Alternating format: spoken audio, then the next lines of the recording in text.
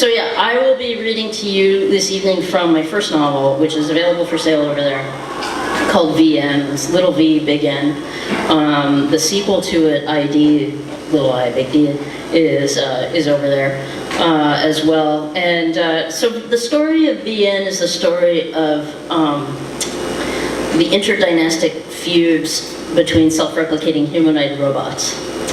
So imagine a future, picture if you will, a future in which a rapture-happy mega-church had fundraised, kickstarted if you will, the effort to build self-replicating humanoid robots for the benefit of those who would be left behind after the rapture. Then further imagine that this church then had to forfeit all of their patents and APIs and all of the technological developments that they'd innovated in order to pay up a massive class action suit. I was raised Catholic, can you tell? So yeah. This story takes place, the deal with these robots, as the deal with most robots in science fiction is that they are not allowed to harm humans. In my robots, the VN, sort of have a stroke when they try to. They're like, Spike with the chip in. And yeah, exactly, see, right? And so they kind of melt down, and a bad thing happens where our story begins with little Amy Peterson, who is a little, she's a 5-year-old self-replicating humanoid robot who was iterated from her mother, and her mother's in a relationship with a really nice human guy out in Oakland. And on the day of kindergarten graduation, when Amy is 5 years old but has the brain power of, Methuselah, her grandmother shows up, her mother's previous iteration. So imagine a line of nesting dolls. And her grandmother is like the grandmother who shows up to ruin every kindergarten graduation for some people. And she runs up on stage and attacks Amy's mom. And Amy sees her mother being attacked, and she reacts instinctively, and she runs up on stage in her very cute party dress, and runs up there and jumps on her grandmother and eats her alive.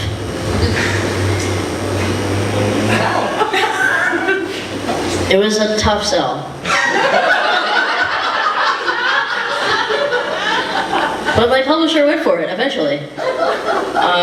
And so, our story begins after, or the part that I will read to you, after the shiny happy family part is done, is Amy having been detained for, that.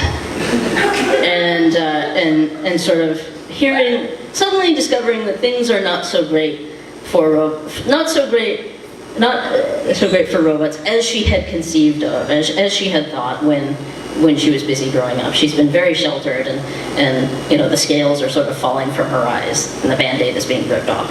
So here goes. And I don't have a watch. Will you just give me some? No, just signal to me, or you can signal. You're the guy with the thing. You can do it. All right. So. Amy woke on the floor of a cage that hummed. She tried moving her legs and kicked the fencing nearest her feet, igniting a spark that jolted up from her toes to her teeth and left her so rigid even her eyes couldn't move. She hated being more conductive than organic people. "Careful," someone said from outside the cage. "It's rigged." The man wore a blue uniform and held a scroll-style reader between the thumb and first finger of each hand. Its anonymous blue glow made his expression hard to read. He looked organic. She could see his pores and the patchiness of his hair. Other clades had advanced plugins for differentiating humans. They used thermoptics or gait recognition or pheromone detection. Amy just looked for the ugly parts. "Where am I?" He didn't even bother putting down the scroll. "You're being detained." Amy tried moving again. She had to do so carefully. Her limbs were grown-up limbs now. Oh, that's right.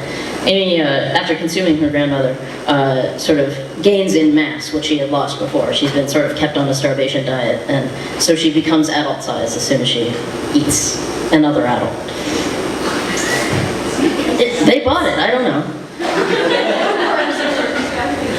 Her limbs were grown-up limbs now, and they were much longer and clumsier than the ones she remembered.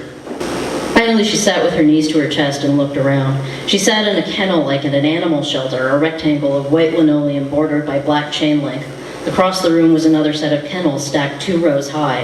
In the center aisle sat an empty cage shaped more like a cube. Its floor was black.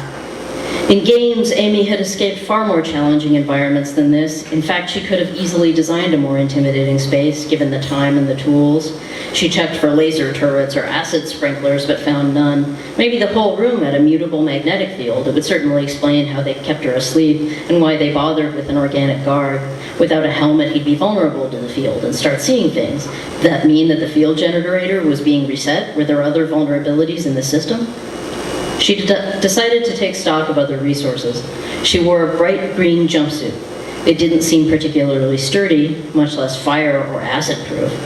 Far at the end of the kennels was another person in the same jumpsuit. She couldn't tell if it was a boy or a girl just by looking, but it had a very big shape over which the fabric stretched tightly. It wasn't moving. "Where are my parents?" She tried to think of something more intelligent to say. "They should be here. I'm a minor." This time the scroll did fall and a hand strayed toward his taser. The guard's eyes had the dead, blank look of someone watching late-night TV shows. "I don't know how it is in Oakland, but where I come from, minors know how to behave themselves." Amy had nothing to say to that. She looked at her new prison slippers. She had never thought of her mother's feet as big, but now that she was the one wearing them, Amy wondered how her mom got around without tripping. How had she never noticed details like this before? Where was her mother now? Was she still repairing the damage to her body? "May I please call my parents? I think I get a phone call. People who get arrested get a phone call, right?" Now the guard stood. He lumbered over to the kennel and leaned close without really touching it. This close, his humanity was more obvious. Burst capillaries in his nose, silver hairs sprouting from a mole below his left ear, sweat stains blackening the blue of his shirt. "I think you're failing to grasp the enormity of the shit you're in. Now, if you know what's good for you, you'll sit tight and wait. It won't be long now." "It won't be long until what?" Amy asked. He straightened up and pulled his shirt down where it had bunched up over his curling waistband. He wore a yellow gold wedding ring. The skin around it was puffy and red. He must have started wearing it years ago when his fingers were slimmer. "You didn't have to tell me about being young," he said. "It's already on your record." "So you know I just graduated kindergarten?" He nodded slowly. "Yep. So I figure maybe you don't know that all you VN were designed by a bunch of Bible thumpers." Amy shook her head. "I know. They wanted us for after the second coming or something, to take care of everybody that God didn't like." "That's right. That's why you've got all the right holes and such, so people can indulge themselves without sin." Amy's attention scattered over several simulated outcomes to this conversation. It cohered on the one in which he opened the cage to touch her, and she wove around him and got away somehow. As though he had run the same simulations in his own mind, the guard shook his head. He held up one hand. "Don't worry, kiddo. I'm a grown man, and I'll play with dolls." He leaned down a little. "What I'm saying is, I don't know if they left behind some piety programming or what, but if they did, you had better make peace with your God." Amy's body remained very still, but her mind raced. They were going to kill her. They were once known as angels from the sky of heaven.